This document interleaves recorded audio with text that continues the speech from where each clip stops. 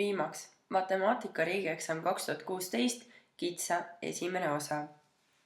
Esimeseks osaks ikka aega 120 minutit ning lahendada tuleb kõik 7 ülesannet ettenähtud kohale.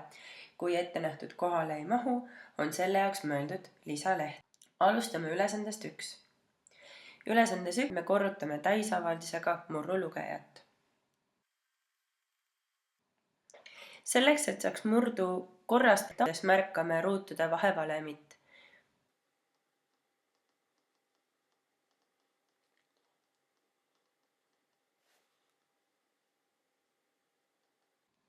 Taandame murru.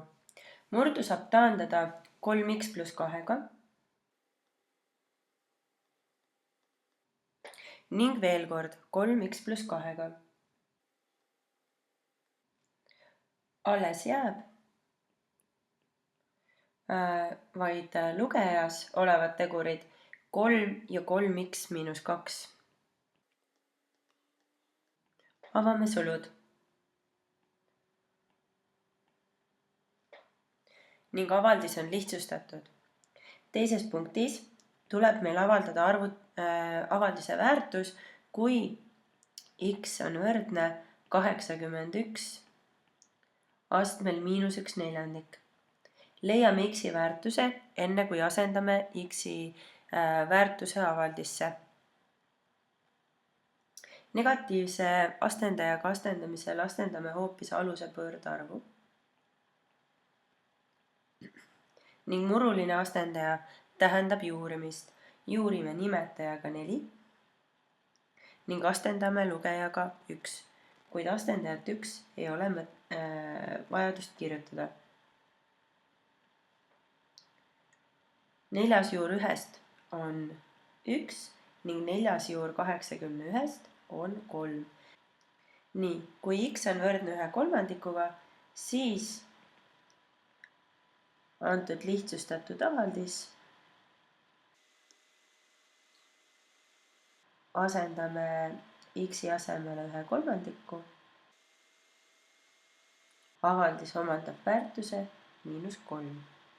Vastusena võid kirja panna, et saadud lihtsustatud avaldis on 9x - 6 ning avaldise täpne väärtus, kui x võrdub 1/3, on -3. Ülesandes 2 tuleb lahendada võrratus. Tegemist on lihtsa lineaarvõrratusega. Siin on küll murrud, kuid nimetajates esinevad ainult arvud ning x-i astendaja on maksimaalselt 1. Nendest nimetajatest olevatest arvudest tuleks kõigepealt lahti saada. 4, 3 ja 6 vähim ühiskordne on 12. Kui ma 12-ga korrutan esimest murdu, jääb mul alles 3 korda x - 3, sest 12 ja 4 taandusid 4-ga. Teisest murrust jääb alles analoogiliselt 4 korda x + 2 ning paremal pool 12 korda x pluss teisest murrust jääb alles 2 korda x - 1. Järgmisel sammul avame sulud.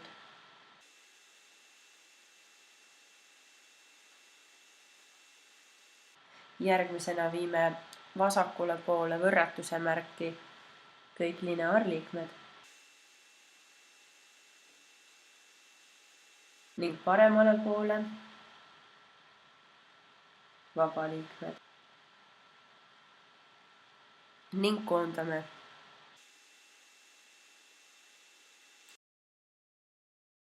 Jagame läbi võrratuse mõlemaid pooli arvuga -15. Võrratust jagades negatiivse arvuga muutub võrratuse märk vastupidiseks. X on suurem või võrdne kui -1.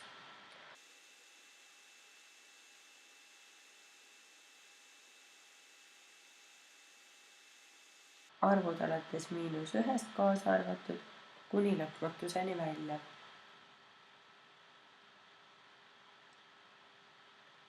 Ülesanne 3. Lahendada tuleb logaritmvõrrand. Logaritmvõrrandi lahendamisel peame saama nii vasakule poole võrdusmärki kui paremale poole võrdusmärki samadel alustel logaritmid. Kui kaks logaritmi samadel alustel on võrdsed, võrduvad ka nende logaritmitavad. Logaritmide liitmisel võime logaritmid kokku liita nii, et me korrutame nende logaritmide logaritmitavad. Kui aga logaritmi on korrutatud arvuga, võime viia arvu logaritmitavasse astendajaks. Nüüd on meil niisugune olukord, kus kaks logaritmi alusel 2 on võrdsed, järelikult võrduvad ka nende logaritmitavad. Avan sulud. Korrastan, viies kõik liikmed vasakule ja koondan. Lahendan saadud ruutvõrrandi.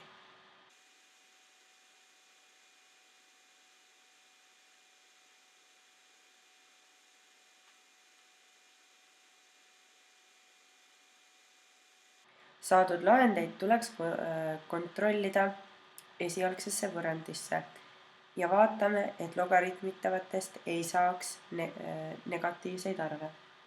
Kui lahendiks on -5, siis sellisel juhul saame esimeses logaritmitavas -5 + 3 logaritmitavaks -2, kuid logaritmitav ei tohi olla negatiivne ning samuti ka teises -5 + 1 on võrdne -4-ga, kuid vähemasti kui ta ühte logaritmitavasse ei sobi, siis lahend ei sobi. Nii et x võrdub -5 ei sobi lahendiks, sest logaritmitav ei tohi olla negatiivne.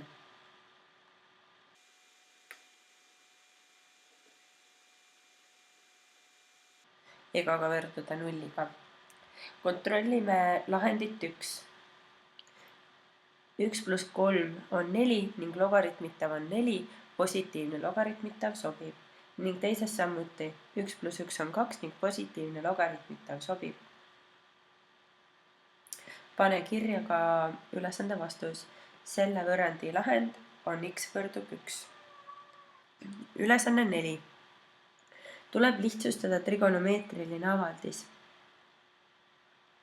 Tuletame meelde, et pi kahendik on 90 kraadi, sest pi oli võrdne 180-ga, järelikult on pool piid võrdne 90 kraadiga. Siinus 90 kraadi on aga võrdne 1-ga. Teine osa sellest lihtsustatavast avaldisest on korrutis, kus me võime juba aimata, et meil tuleks kasutada valemit tangens on võrdne siinus jagatud koosinusega. Seega asendame tangentsi siinuse ja koosinuse jagatisega, sest kui teda nüüd korrutada teise murruga, näeme, et antud murdu saab taandada siinus x-iga ning koosinus x-iga. Ning alles jääb koosinus x. Seega esialgne avaldis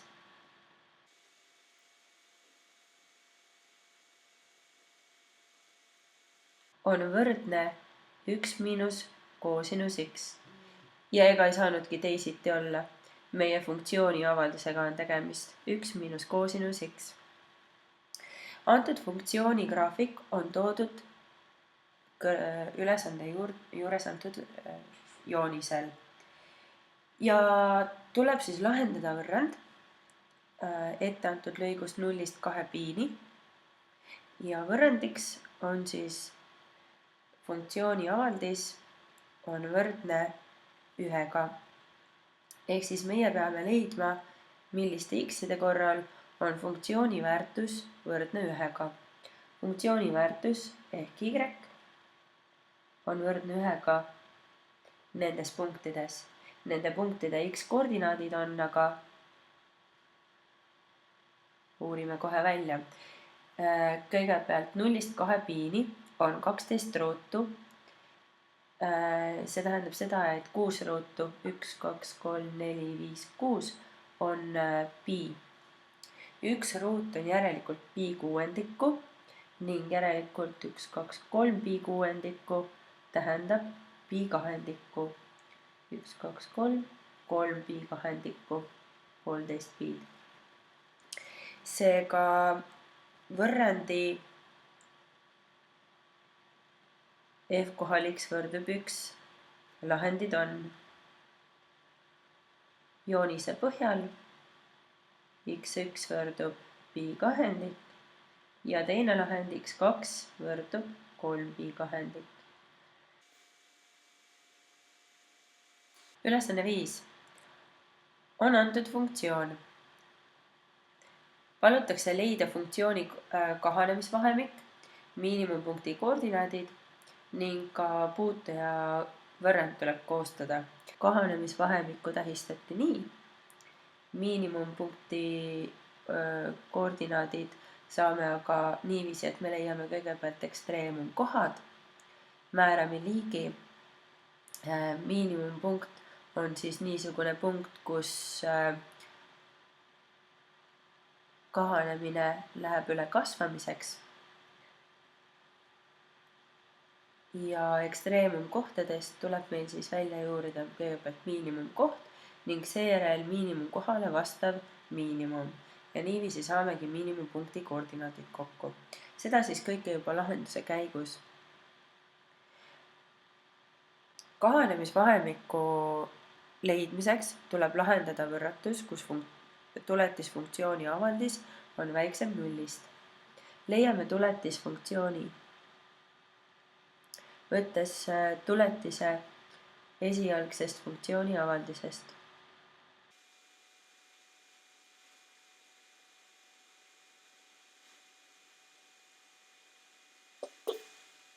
Tuletisfunktsiooni avaldis ning lisame väiksem nullist. Oleme saanud ruutväratuse. Ruutväratust lahendatakse vastava ruutvärandi abil. Antud ruutvärand on mittetäielik ruutvärand, kus mõlemas liikmes on x sees. Seega võtame sulgud ette x-i ja ka ühise teguri 3 ning sulgudesse jääb x + 2. Saime korrutise, mis peab võrduma nulliga. Korrutis võrdub nulliga, kui vähemasti üks teguritest on 0. Kas siis see tegur on võrdne nulliga või see kogu sulg on võrdne nulliga, millest omakorda saame, et x peab võrduma sellisel juhul -2-ga, et sulg oleks võrdne nulliga. Ruutvärandi lahendid on 0 ja -2. Saadud lahendid kannan arvteljele, väiksema vasakule, suurema paremale ja joonestan parabooli viimase võrratuse järgi, kus ruutliikme kordaja on positiivne, seega parabool avaneb ülespoole ning küsitakse väiksem nullist piirkonda. See on siis ala, kus graafik jääb allapoole x-telge ning viirutame ära x-telje. Graafik on allpool x-telge -2 ja 0 vahel. Seega lahendi hulk on vahemik -2-st 0-ni ning see lahendi hulk on meie kahanemisvahemikuks. -2-st 0-ni on kahanemisvahemik. Kui -2-st 0-ni on see funktsioon kahanev, siis sellisel juhul on funktsioon kasvav nendes kõrval olevates vahemikes. Järelikult ekstreemumkohtadeks on -2 ja 0 ning enne ütlesime, et miinimumkoht nendest on see koht, kus läheb kahanemine üle kasvamiseks. Seega miinimumpunkti x-koordinaat on võrdne nulliga. Miinimumkoht on 0.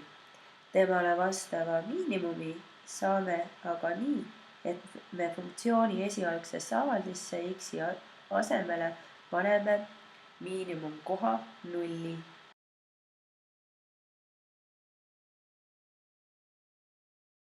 See on võrdne 2-ga. Seega miinimumpunkti koordinaadid oleme saanud niisugused 0 ja 2. Järgmisena tuleb koostada funktsiooni f kohal x graafikule kohal 1 joonestatud puutuja võrrand. Puutuja võrrandi koostamiseks kasutame niisugust valemit y miinus y0 k korda x miinus x0, kus x0 ja y0 on puutepunkti P koordinaadid ning k arvutatakse tuletisfunktsioonist, kus x-i asemele pannakse puutepunkti x koordinaat. Seega hakkame leidma. Antud juhul on siis antud puutepunkti x koordinaadiks 1.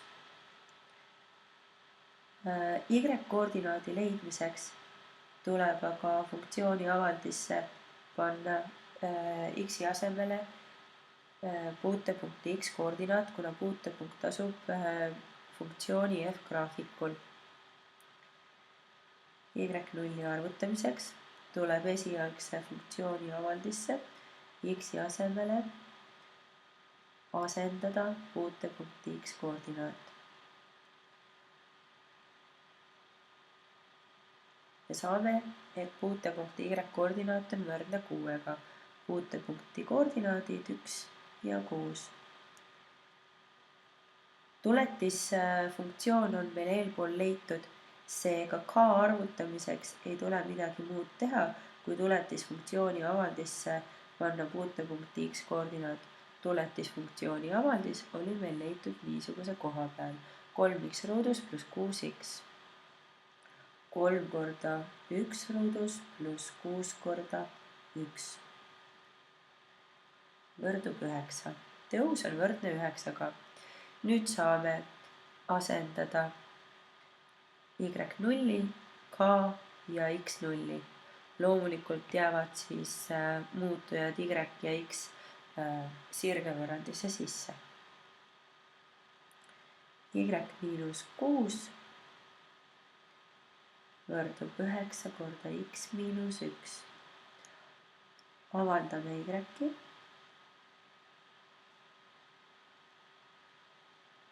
Ja saime, et puutujaks on sirge, y võrdub 9x miinus 3. Paneme kirja igale poole ka vastused. Vastus. Funktsiooni f kohal x, puutuja kohal 1 on y võrdub 9x miinus 3. Teises punktis kirjutame vastuseks, et antud funktsiooni miinimumpunkt on koordinaatidega 0 ja 2. Ning esimesse punkti, et funktsiooni kahanemisvahemik on vahemik miinus 2-st 0-ni. Ülesanne 6. Tegemist on tekstülesandega, kust me loeme välja, et on 3 erinevat tegelast, kes ostavad erinevaid kaupasid, riidekaupu. Allahindlusperioodil oli kõikidel sama nimetusega toodetel ühesugune hind. Mari ostis jope, 2 kampsunit ja 3 särki ning maksis kokku 100 eurot. Teine tegelane on Peeter, kes ostis 3 jopet särgi ja 5 kampsunit ning maksis 186 eurot. Jüri aga ostis 3 jopet ja maksis 84 eurot. Iga selle loetud lause põhjal saame panna kirja võrrandi, kus jope hind on x, kampsuni hind y ning särgi hind z. Jope hind oli x, särgi hind oli z ning kampsuni hind oli y. Jope hind oli x ning Jüri muud ei ostnudki.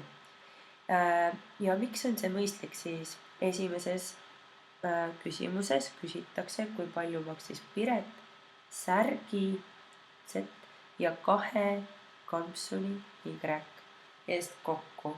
Ehk siis meil on veel üks tegelane Piret, Piret nende eelpool mainitud nimede hulgas ei olnudki. Ning seejärel on vaja teada ka ikkagi, kui palju maksis jope. Seega kõiki neid suurusi X, Z ja Y on ülejäänutes kahes küsimuses vaja teada. Kõigepealt aga leiame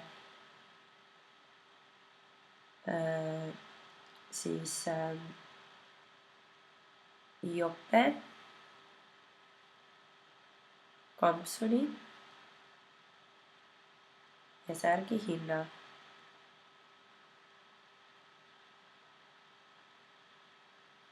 Selleks olgu jope hind X eurot,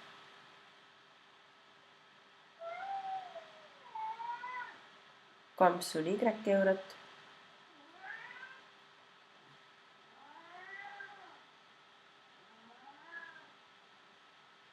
särk Z eurot.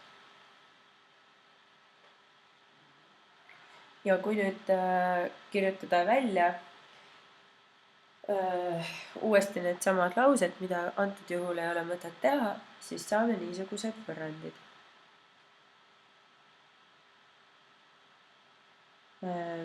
Saame võrrandid. Kõigepealt siis Mari ostude järgi. Et ta ostis ühe jope, ta ostis 2 kampsunit ning 3 särki ja tema maksis kokku 100 eurot.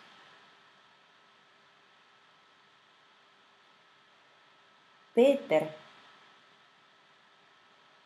ostis 3 jopet, särgi ning 5 kampsunit ja tema maksis kokku 186 eurot.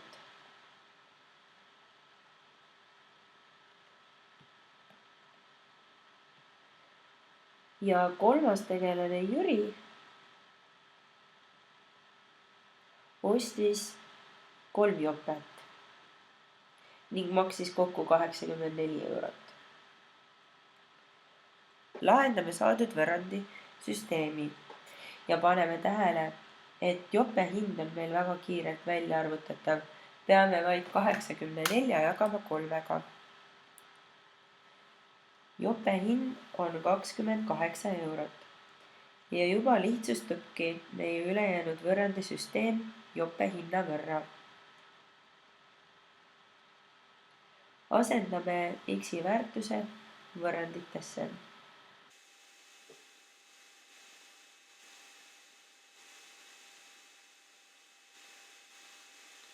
Korrastame 2 muutujaga võrrandid.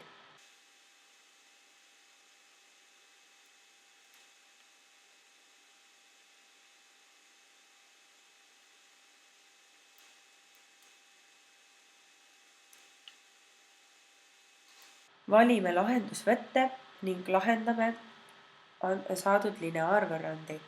Saadud lineaarvõrrandi lahendame asendusvõttega. Selleks avaldame ühest võrrandist ühe muutuja. Saadud avaldise asendame teise võrrandisse avaldatud muutuja asemele.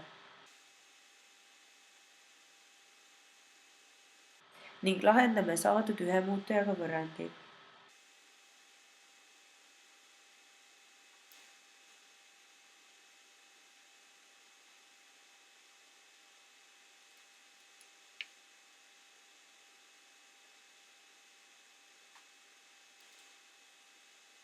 Arvutame teise muutuja väärtuse, kasutades siin tema avaldist.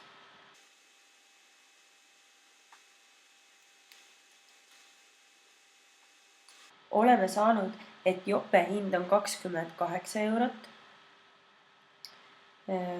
Kampsuni hind on 18 eurot ning särgi hind on 12 eurot. Leiame vastuse esimesele küsimusele ja vastame juba täislausega. Piret maksis. Nii, ta ostis siis ühe särgi ja 2 kampsunit. Piret maksis särgi ja 2 kampsuni eest.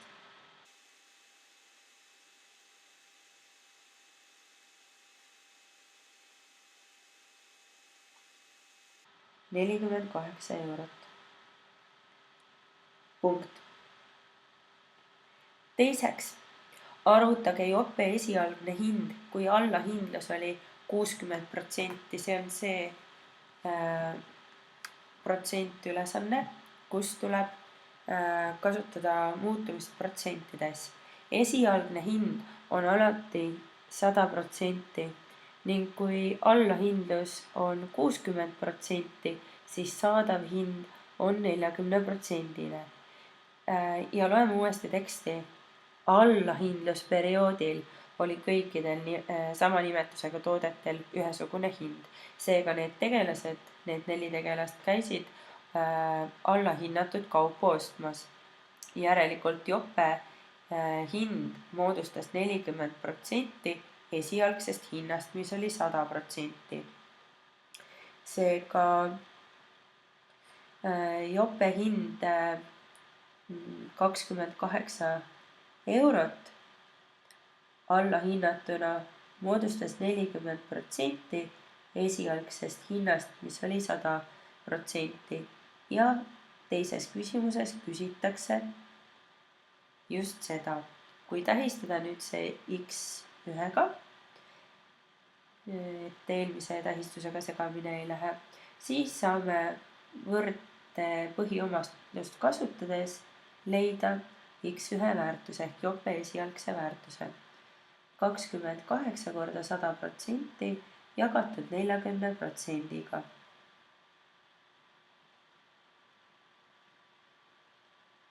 Ja pane ka täislausega vastuskirja. Jope esialgne hind oli 70 eurot.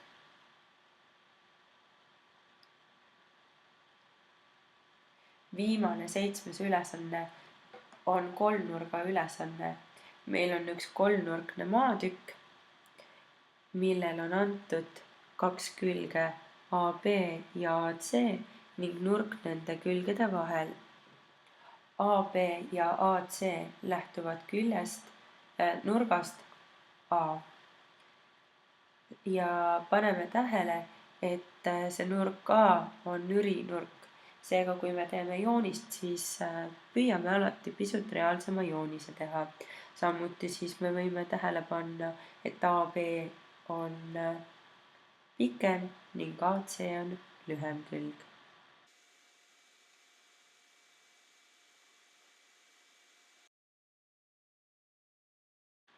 Paneme kirja antud andmed. AB võrdub 437 meetrit, AC võrdub 270 meetrit ning nurk A võrdub 114 kraadi. Esimeses küsimuses küsitakse maatüki kolmanda külje pikkust meetrites, tuleb ümardada ühelisteni ning maatüki pindala. Meil on olemas niisugused küljed nagu AB ja AC ning nende vaheline nurk. Leida tuleb aga vastaskülg BC. Seda saab leida koosinusteoreemiga ning leida tuleb ka pindala. Nii, leiame. Koosinusteoreemi järgi kolmnurga ühe külje ruut on võrdne ülejäänud külgede ruutude summaga, millest on lahutatud nende külgede ja nende külgede vahelise nurga koosinuse kahekordne korrutis. Ja avaldame otsitava BC. Midagi muud, kui võtta ruutjuur BC ruuduga võrdsest avaldisest.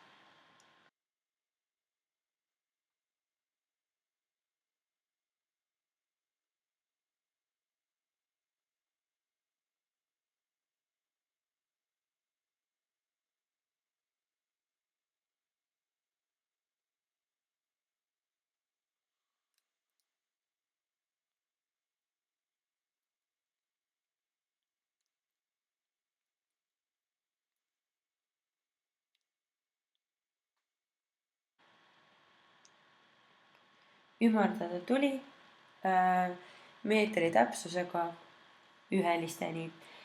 Maatüki kolmas külg on 600 meetri pikkune. Leiame maatüki pindala.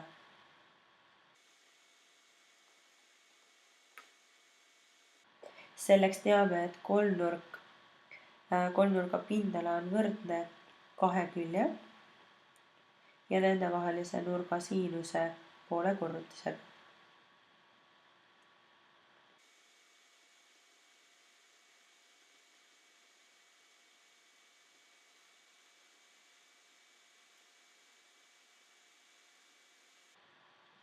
Saime 53 895 ruutmeetrit ning pindala tuleb esitada hektarites, ümardada sajandikeni. Kõigepealt on see ruutmeetrid 538,95 aari ehk 5,3895 hektarit ning kui ümardada sajandikeni, siis sellisel juhul saame 5,39 hektarit.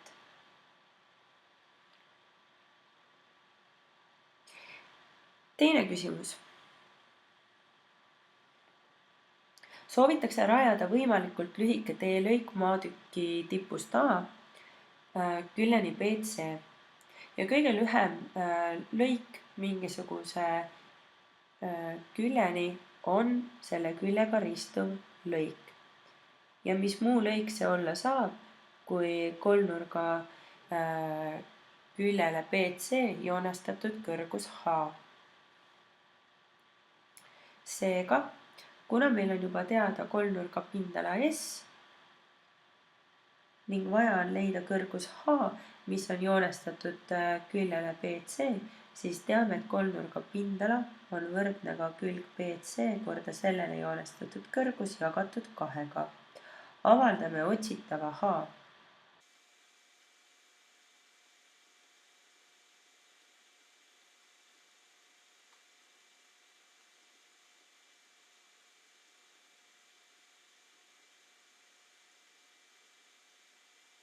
Kohe kindlasti ei tohi sa eksida sellega, et kui sa kasutad meetreid, kasutad sa pindala puhul ruutmeetreid.